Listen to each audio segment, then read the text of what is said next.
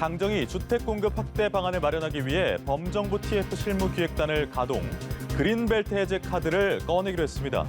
서울시는 그린벨트를 해제하지는 않겠다는 기존 입장을 재확인했는데요. 그린벨트 해제 여부와 효과에 관심이 쏠리고 있습니다. 다음 주제입니다. 7.10 부동산 대책 발표 이후 서울 전셋값 오름세가 심상치 않은 모습을 보이고 있습니다. 전세 아파트를 월세나 반전세로 돌리는 사례가 늘고 있는데요. 현재 부동산 시장을 짚어보고 하반기 전망까지 알아보겠습니다. 지금까지 경제읽기 브리핑이었습니다.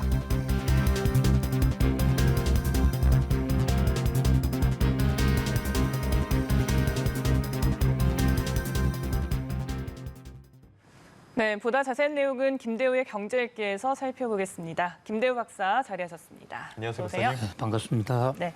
자, 정부 여당에서 주택공급 대책의 밑그림을 밝혔습니다. 도심 고밀도 개발, 그린벨트 해제를 검토하겠다라고 했는데 특히 그린벨트 해제가 워낙 민감한 사안이어서 부처 간에도 좀 엇박자를 보이고 있어요.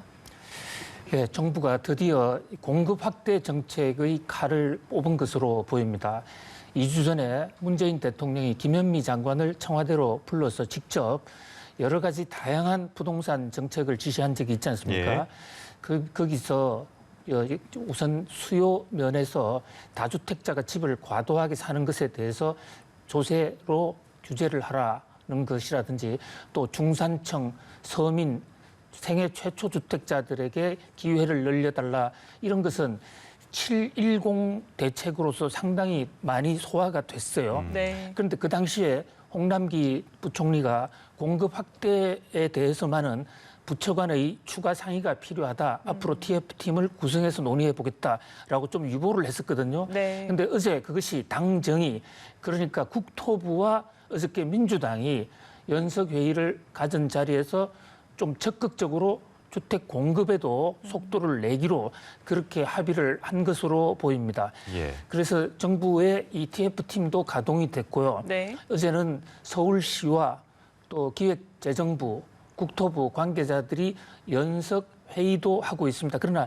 이 사안이 장단점이 서로 엇갈리기 때문에 네. 또 부처 간의 이해도 엇갈리기 때문에 어떻게 조정될지는 좀 더 두고 봐야 될 것으로 보입니다. 네, 두고 봐야 되겠지만 일단 그린벨트가 서울 시내 어디에 있습니까?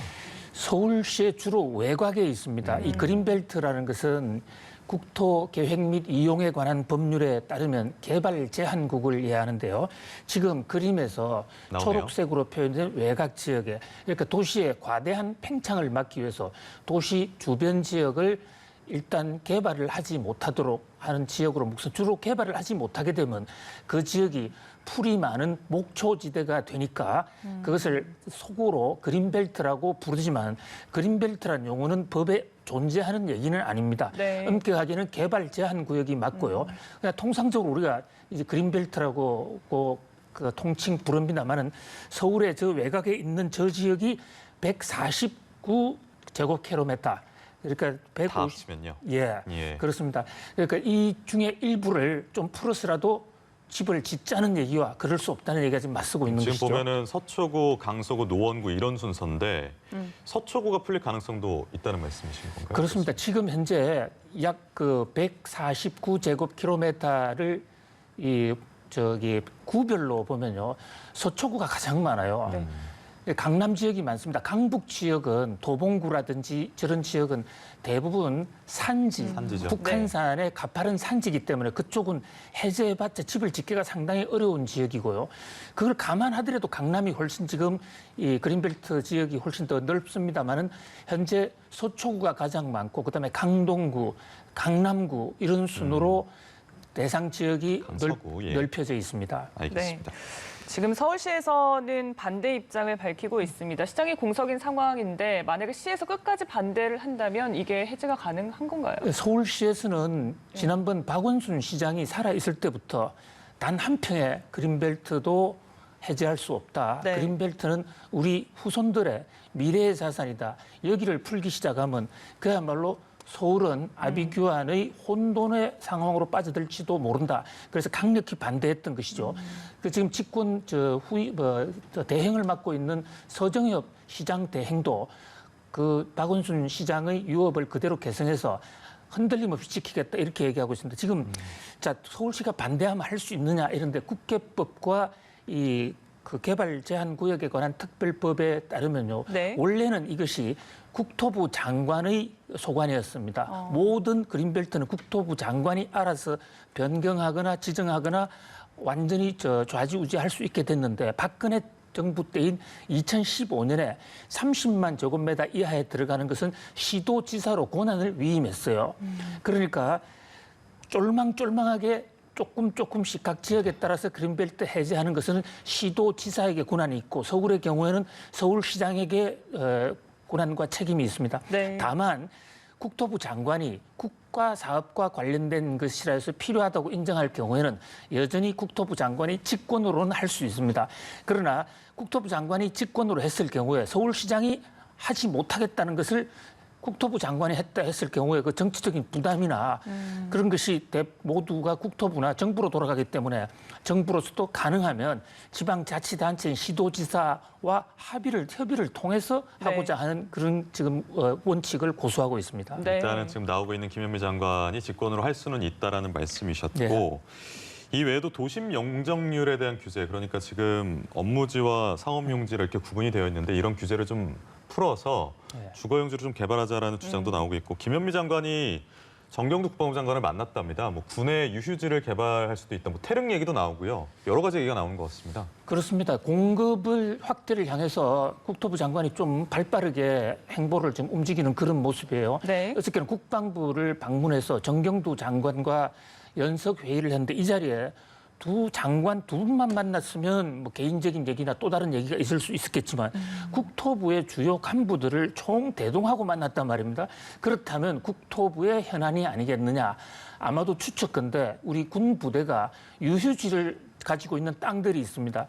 그 유휴지에 공급을 확대해서 집을 짓자고 하는 그런 국토부가 그동안에도 그런 구상을 갖고 있었는데 그것을 요청하거나 협의하지 않았겠느냐.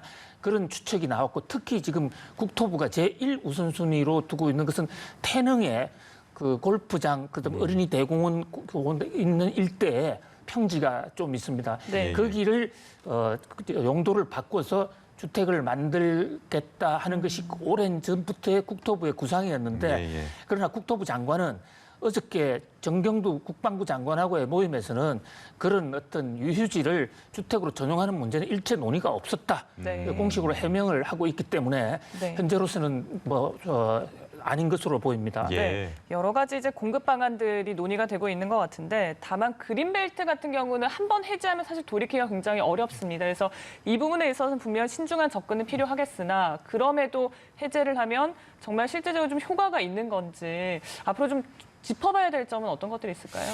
그 그린벨트를 해제했을 때 이제 효과가 있다 없냐는 것은 결국은 그것이 집값이 떨어질 수 있느냐 하는 거 아니겠습니까? 예. 그것은 결국 얼마만큼의 그린벨트를 해제하느냐에 하고 좀 상관관계가 있다고 생각돼요. 네. 자그마하게 했다고 했을 경우에는 이명박 정부 때도 세곡동, 내곡동 지역에 일부 해서 그 2만 가구 정도를 해서 집을 지었거든요. 그런데 가격 효과가 별로 없었고 오히려 강남 지역 가격이 더 오르는 그런 적이 있었습니다. 또 시민단체나 이런 곳에서는 그동안에 세계의 여러 가지 사례를 볼 때 그린벨트 해제는 오히려 집값을 올릴 수도 있고 환경을 파괴한다 해서 지금 강력히 반대를 하고 있는 대목이거든요. 네. 그런 면에서 결국 중요한 것은 이제 그린벨트까지 해제하는 것도 정부도 시그널을 줘서 적어도 정부가 수요만 억제한 것이 아니라 공급도 언제든지 확대할 수 있다는 것을 보여주는 거 아니겠는가 그렇게 해석이 되고요. 이번에 서로 많은 지역을 해제하지 못한다 하더라도 일부 지역을 해제해놓고 가격이 더 올라갔을 때는 또 더 추가로 공급할 수 있다는 그런 시그널을 보여주는 것만으로도 어느 정도 시장의 공급 부족에 대한 걱정을 조금은 덜어줄 수 있지 않을까 이런 생각을 해봅니다. 예. 그린벨트 얘기 먼저 해봤고요. 전셋값도 좀 봐야 될 것 같아요. 요즘에 강남이나 송파 이런 곳들은 뭐 부르는 게 값이라면서요. 글쎄요, 이게 이제 집값의 경우에는요.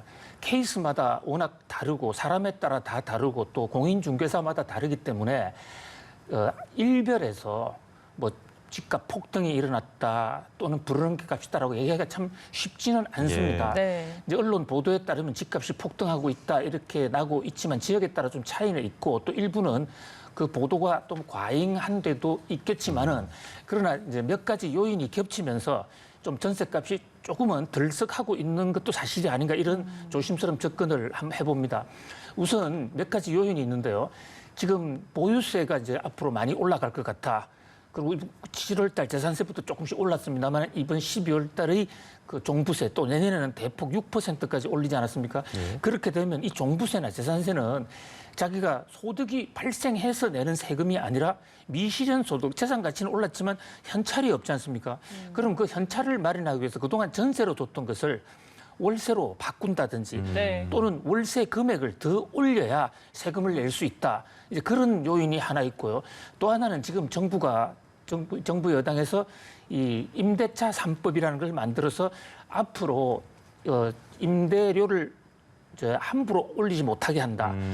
상한제도 두고 또 4년에 한 번 정도로 이렇게 인터벌을 늘린다는 이런 대목에 대해서도 시장의 일각에서는 그렇다면 앞으로 4년 동안 또는 그 이상의 기간 동안 당장에 임대료를 못 올릴 테니까 선수치겠다. 지금 먼저 올려놓자는 네. 이런 세력도 있어서 부동산의 전세값이 좀 들썩이고 있고 또 심리적인 요인도 있는 것 같습니다. 그러나 국토부에서는 근본적으로는 이 수요와 공급에 따라 결정되는 거고 지금 전세 공급 물량이 충분하기 때문에 네. 이런 그 홍역은 일시적으로 넘어갈 수 있다. 이렇게 좀 엇갈린 시각을 보이고 있습니다. 그러니까요. 박사님은 그러면 어떻게 보십니까? 하반기 시장 좀 짚어본다면요.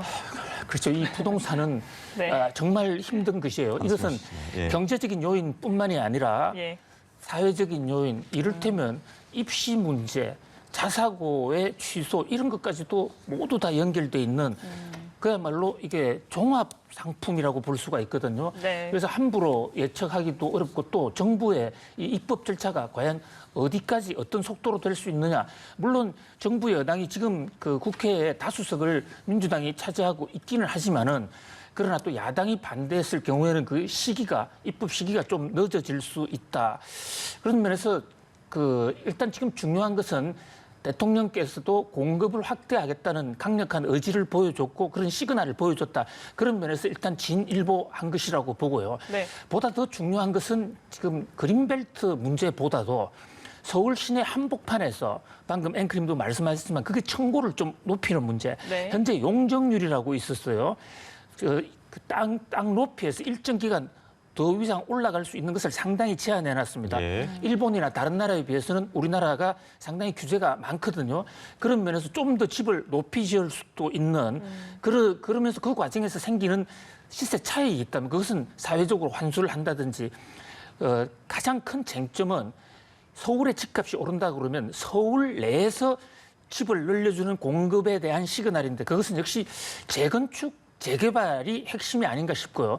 그것도 사적인 재건축, 재개발이 어렵다면 정부가 밝힌 대로 공적인 재개발, 재건축을 해서라도 네. 지금 자그마한 집을 좀 더 크게 늘리고 또 그 과정에서 기반시설인 도로라든지 이런 것도 같이 보충해 나가는 조금 더 장기적이고 좀 원대한 구상이 있었으면 하는 그런 생각입니다. 네, 알겠습니다. 오늘 여기까지 듣겠습니다. 김대호의 경제읽기 김대호 박사님과 부동산 시장 전망도 예측해봤습니다. 고맙습니다. 고맙습니다. 감사합니다.